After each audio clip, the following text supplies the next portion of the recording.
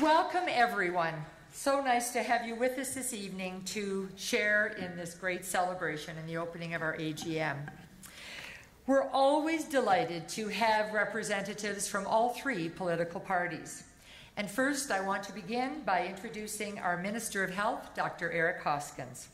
Dr. Hoskins was first elected to the Ontario Legislature as the MPP for St. Paul's in 2009 and was re-elected in 2011 and 2014.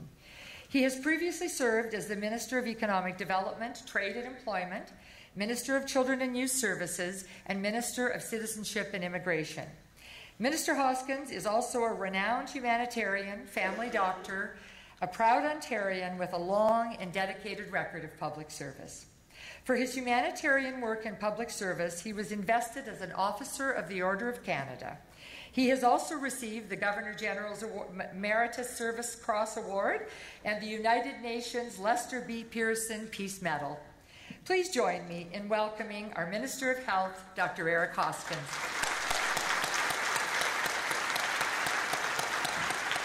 If I can do that step, you can too. Thank you. Actually, I think last year or the year before I tried that and I fell, right? Yeah, so I had to prove to myself that I could actually do it without stumbling. So watch me when I go back down. That'll be the real...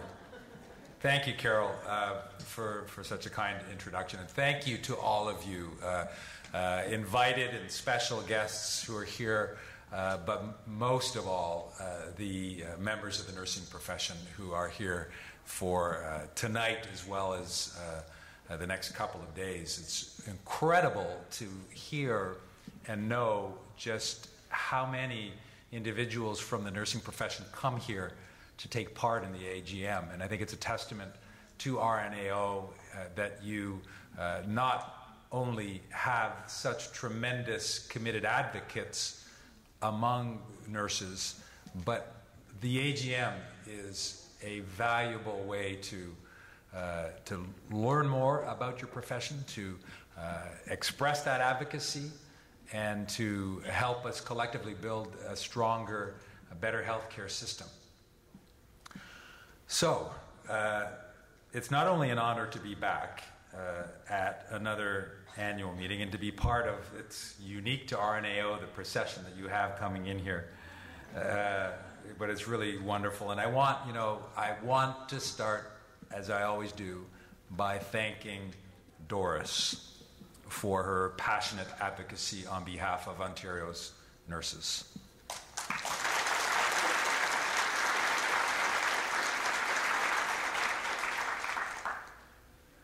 And I want everyone here to know that I see your passionate advocacy just as clearly. It doesn't matter where you've traveled from tonight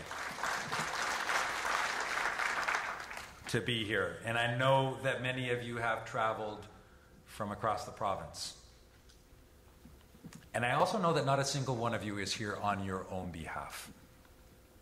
You're here on behalf of your communities, whether they be large or small. And you're here on behalf of the families who call those communities home. You're here on behalf of people, on behalf of Ontarians. And perhaps most of all, you're here on behalf of patients and clients. Your patients, your clients. The men, women, and children who look to you for care, for comfort, and for guidance through their healthcare journey. Now, Ontario's nurses, as I've said many times before, but it bears repeating, Ontario's nurses are not only the best, but you are the face of healthcare for Ontario's patients.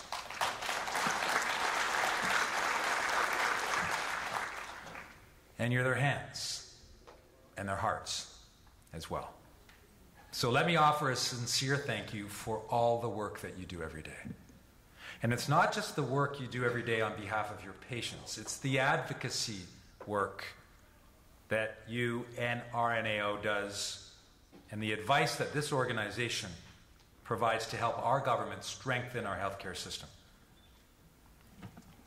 which is why I'm so pleased to be here tonight to share in what I would describe as an historic day. Today, Ontario took a major step forward to strengthen our publicly funded healthcare system. And it's something that Doris, and I know many of you, many other voices, not just in Ontario but across this country, have advocated for years. Pharmacare.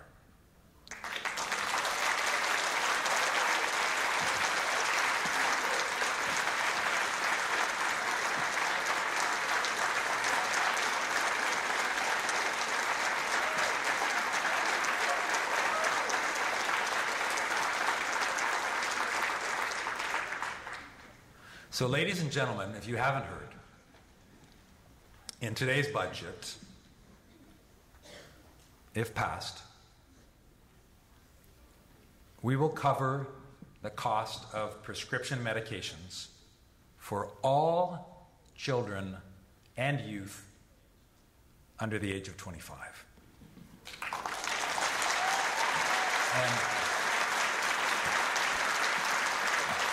And let me help you imagine what that will mean.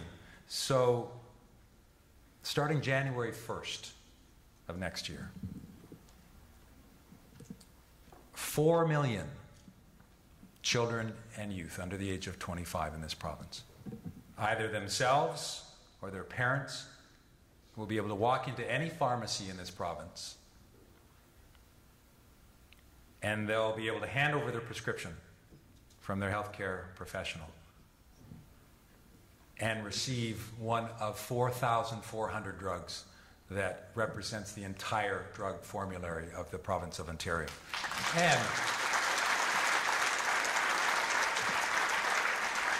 And they'll receive it absolutely free of charge. No annual deductible, no copayment. Free.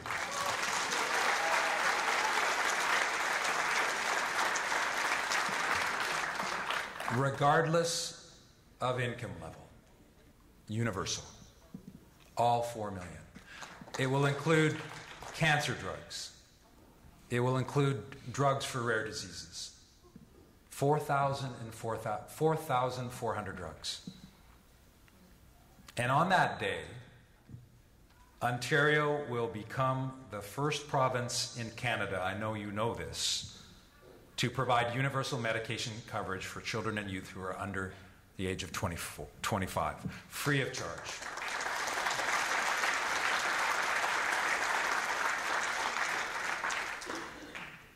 This new program will improve access to medications, as I mentioned, for more than 4 million children and youth, resulting in a healthier, more productive population, giving them that healthy first start.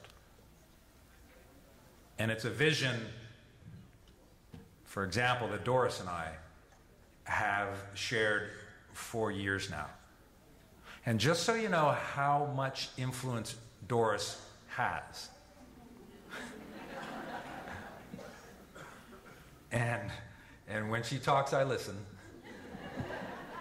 Last year she said in quotes, because some of you may know I've been working very hard persistently at the national level to convince my colleagues, health ministers in other provinces and territories, and the federal health minister to create a national pharmacare program. But Doris last year said this, quote, "In the absence of a national program, Ontario should take the lead and develop its own pharmacare program." Doris, I listened, and we did.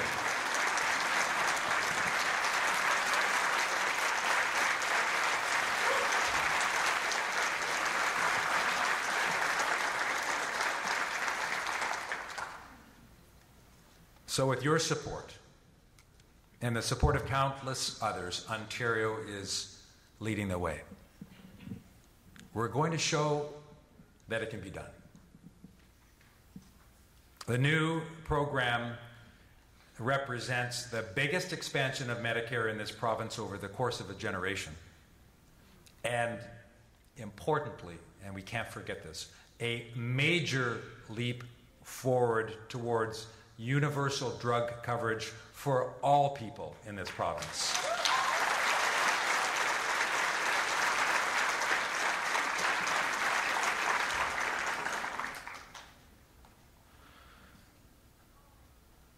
I don't want to get off track, but I want to just mention a couple of other items in today's budget. And if there was ever a healthcare budget, this is it, when you review it and when you see it in print and on television. We're increasing the investment in healthcare and the healthcare budget by over $11 billion over the next 3 years. We're almost doubling our capital investments in new hospitals to $20 billion over the next decade. We're investing more than $100 million in our dementia strategy.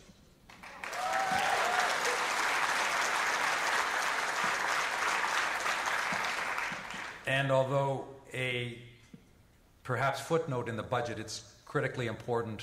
Today, we're announcing, subject to approval of the budget, we're announcing that Ontario will be providing the abortion pill free of charge to all women in this province through their pharmacies.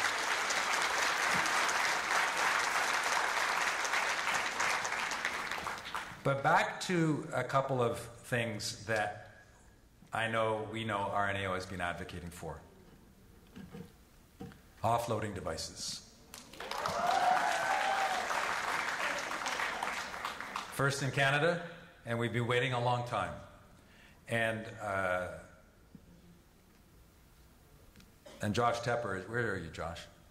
He's over in the corner. I know that Health Quality Ontario, that Josh does an incredible job heading. HQO will be releasing the draft recommendations on offloading devices and making the recommendation.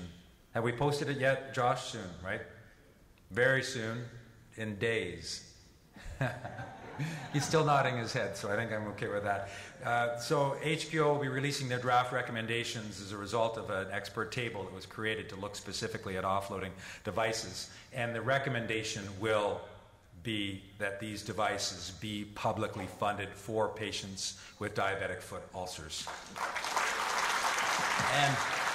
And even though it hasn't even been published and put up for consultation, I want to say that I accept this recommendation and I look forward to implementing it in its entirety. Now, regarding care coordinators as well, because there is a lot of change going on in the next couple of months with regards to our CCACs and our LINs. And you know that, well, I want to say with that transition, we are also absolutely committed to and moving forward with putting more care coordinators into primary care settings.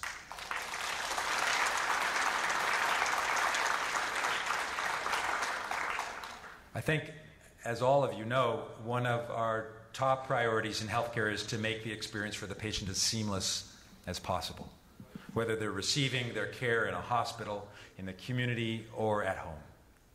Care coordinators, we know, are absolutely essential to achieving that goal. So we're continuing to work with our LINs to create opportunities to place more home care coordinators in those community settings, including in primary care. Ladies and gentlemen, creating those meaningful linkages between home care, primary care, and interprofessional care teams will help us support a more seamless and effective healthcare experience for patients and their families. That's why we're doing it. And we're also working to ensure fair compensation for our allied health workers, which I know is an issue that's top of mind for all of you. You'll remember last year there was a commitment that was passed, $85 million over 3 years to increase compensation of nurse practitioners and other allied health care professionals. Well, today's budget proposes an additional investment of a further $243 million over the next 4 years to improve recruitment and retention in interprofessional primary care teams.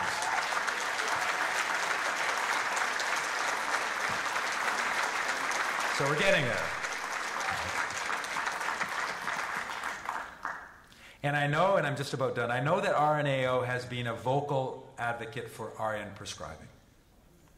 So I can also tell you today that we will be introducing amendments to the Nursing Act in the budget bill immediately to allow RNs to prescribe drugs for certain non-complex conditions, what do we call it, independent prescribing, and to communicate a diagnosis for the purpose of prescribing.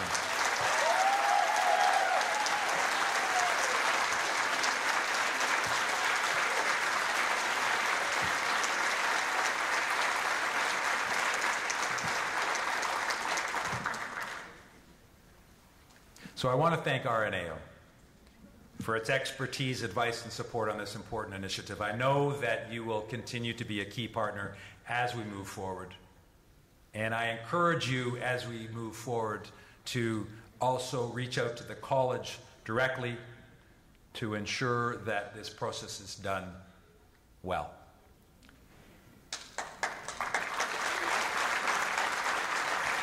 And lastly, we're also working with you to plan for the future of healthcare, and in particular, what the healthcare workforce of the future needs to look like. The RNAO's Mind the Safety Gap report makes a number of important recommendations on that front. It includes a request for an interprofessional health human resource plan for Ontario. Last fall, RNAO and the ministry hosted a forum with key stakeholders to discuss how the province can more effectively plan its health workforce to better meet the needs of patients now and in the future. So I'm pleased to say that following that conversation, we are working with partners to develop a comprehensive approach to health workforce planning in this province. To create, oh, it's all right, I'll pause for you. It's only you, Doris, but that is all that really matters.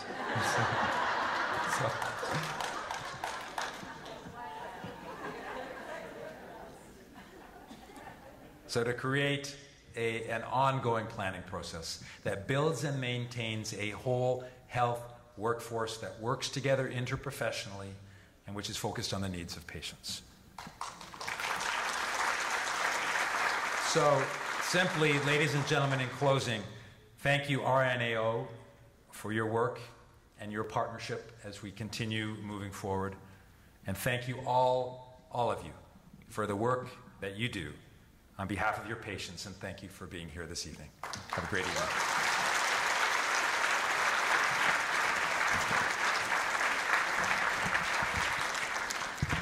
Thank you so much, Minister Hoskins, for joining us this evening for our opening ceremonies, and in particular for those really important budget announcements that, if passed, will make incredible difference to the lives, the health and well-being of the people of Ontario. So thank you so very much.